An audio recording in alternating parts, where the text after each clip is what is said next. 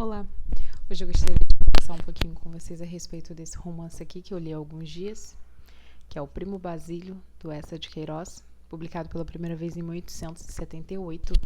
Nós vamos acompanhar aqui um romance doméstico, a história do Jorge e da Luísa, que é um casal que vive muito bem, e um casamento muito bom.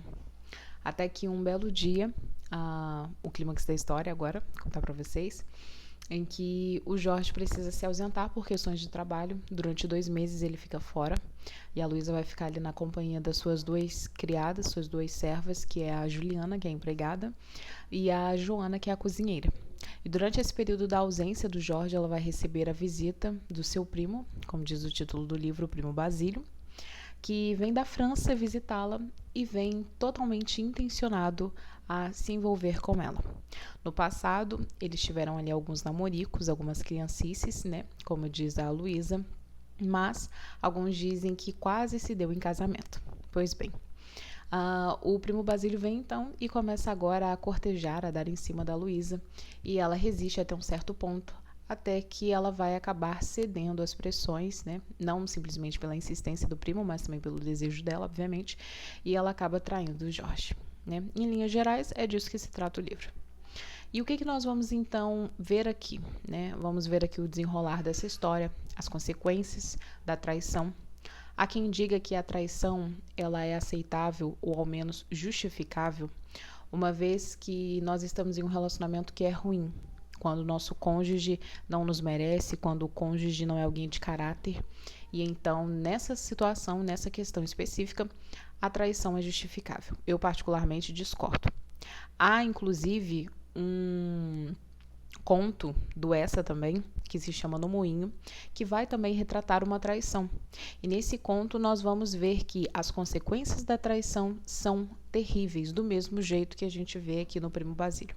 Mas a diferença é a seguinte: no Primo Basílio nós vamos ver uma pessoa que tem um casamento muito bom. O Jorge era um excelente marido para a Luísa e ele não lhe negava absolutamente nada. Ela vivia em uma condição de vida muito boa, de uma situação muito regalada. Inclusive, o Eça que aponta que uma das razões aqui no romance para a traição da Luísa é a ociosidade. Ela não tinha o que fazer. Se ela quisesse um copo de água, ela chamava a empregada, lhe concedia. Então, ela era uma mulher que não tinha ocupações, né? E isso contribuiu para a sua traição. Então, ela tinha um casamento muito bom. Já no Conto do Moinho, nós vamos ver uma pessoa que está em um casamento fadado à tristeza. A um casamento fadado realmente, fadado à desgraça. Não propriamente pelo caráter de seu marido, mas pela circunstância das situações ali em que se encontrava esse casamento. Mas nós vemos que em ambos os casos, de um casamento bom e um casamento ruim, penoso, como é o do No Moinho, do Conto do Eça, nós vemos que as consequências de todas as formas são ruins, são muito desastrosas. Esse romance, por um lado, me encantou e, por um outro lado, me enojou. Me encanta a escrita do Eça, que é uma escrita que realmente ele é um excelente narrador e ele consegue cativar o leitor de uma maneira que você lê o livro e, pelo menos para mim, em momento algum, o livro se tornou enfadonho, chato de se ler. Já o ponto que me enoja é o ponto em que, quando eu leio um livro, particularmente, eu mergulho ali naquele livro e eu me imagino no lugar do personagem, vivendo aquela aventura, vivendo aquela situação, diante daquela circunstância, e eu me imaginei aqui no lugar da Luísa. E eu me imaginei aqui como se eu estivesse traindo meu marido. E a gente vai ver ali, o Eça vai descrever no livro, depois de tantas pressões, ela vai então agora ceder e vai acabar traindo seu marido com o Primo Basílio. Nós acompanhamos o Eça descrevendo os sentimentos agora da Luísa quando finalmente a ficha cai, quando a aventura passa, aquele momento ali de prazer, então ela cai em si e percebe o erro que ela cometeu. E ele cita algumas questões aqui, como eu já falei para vocês, a ociosidade, ela não tinha ocupações, vaidadezinhas do coração, em que ele vai citar aqui, que é aquele desejo, na verdade aquela vaidade de ser desejada por um homem, né? Ainda mais um amor antigo, ver que o tempo passou e o desejo ainda continuava ali no Primo Basílio nela também, muito ardente.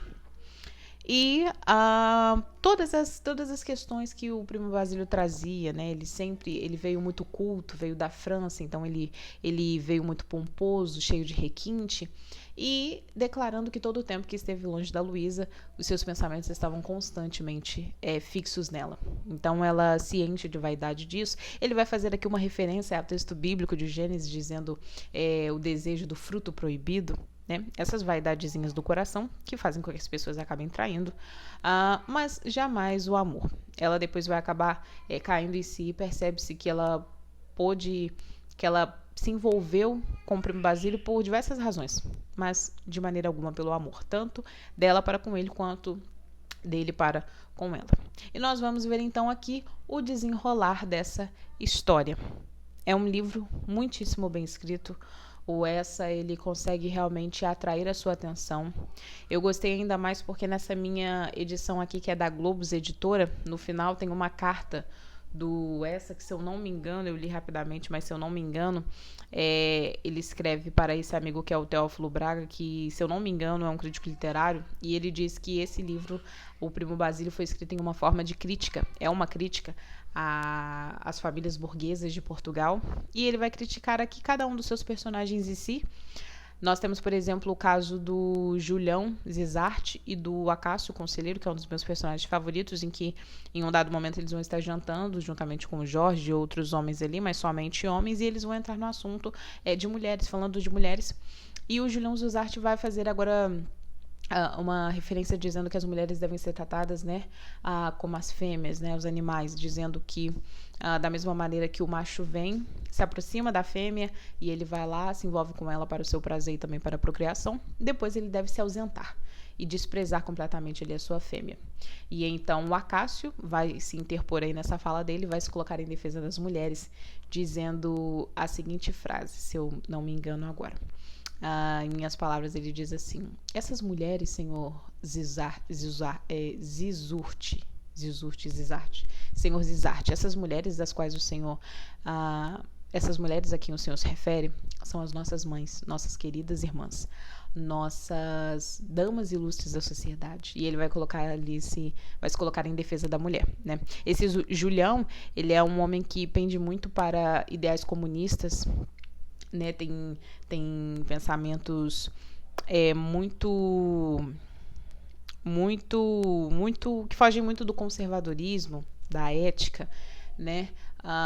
Ele não consegue ver nada de muito bom, de muito belo nas pessoas.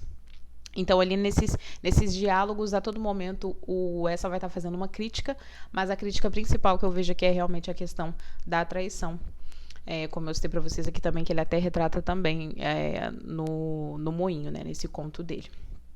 Outra coisa muito interessante que você vai encontrar aqui nesta excelente obra são muitas referências a grandes escritores. Ele fala aqui, que eu me lembro agora, ele fala de Balzac. A Luísa, por exemplo, ela está lendo Dama das Camélias. E aí tem muito de música aqui, então ele vai falar também sobre Mozart. E ele vai fazendo aqui diversas referências, se não me engano, ele fala aqui sobre Dante também. Então ele vai fazendo aqui diversas referências e você vai realmente encontrar esse livro repleto de cultura. É um livro muito bom mesmo, vale a pena ler. E eu diria que o ponto em que esse livro te leva à reflexão é justamente isso. É parar, é analisar e pensar as consequências da traição, as coisas que você vai gerar nisso, sabe? E se pôr realmente o leitor a refletir e pensar 1001 vezes se realmente ele crê que todo esse embaraço em que ele vai se colocar, se vale a pena, tanto pela pessoa com quem você vai estar se relacionando, tanto pela condição em que você mesmo vai estar se colocando e tudo aquilo que você está correndo risco de perder por estar se envolvendo naquela aventura e, como ele diz, essas vaidadezinhas. É uma leitura que eu recomendo e que eu creio que leva todo leitor a uma reflexão muito boa. Tive que parar o vídeo aqui que me deu uma crise de tosse, gente. Quando eu li aqui o Cortiço, quando eu li o Primo Basílio, me lembrou bastante o Cortiço. A escrita me lembrou bastante o Aloysio Azevedo quando eu li o romance dele, Naturalista, o Cortiço. Mas uma diferença muito grande aqui, um abismo de diferença para mim, é que quando eu li o Cortiço, tinha personagens que começavam bons a história, começavam bem, né, altruístas, com uma certa virtude, mas que ao longo do livro foram ficando completamente desmoralizados. É o exemplo do Jerônimo, da sua esposa, que se eu não me engano se chama Piedade, da Pombinha. Diferentemente aqui do romance do Basílio, porque nós temos personagens que começam bons e terminam ainda melhores, como por exemplo, para mim, o Acácio, o melhor amigo do Jorge, que é o Sebastião. Então talvez às vezes as pessoas pensam que por se tratar de um livro que fala sobre uma traição, você não possa tirar nada de bom aqui. Mas eu realmente não creio dessa forma. E como eu já disse, que me fez gostar ainda mais desse livro é porque ele foi escrito em uma forma de crítica. Então aqui o Basílio ele está criticando, eu diria que o caráter das pessoas. E aqui nós encontramos personagens que começam com virtude e terminam com virtude. Então é um livro que para mim vale muito a pena ler.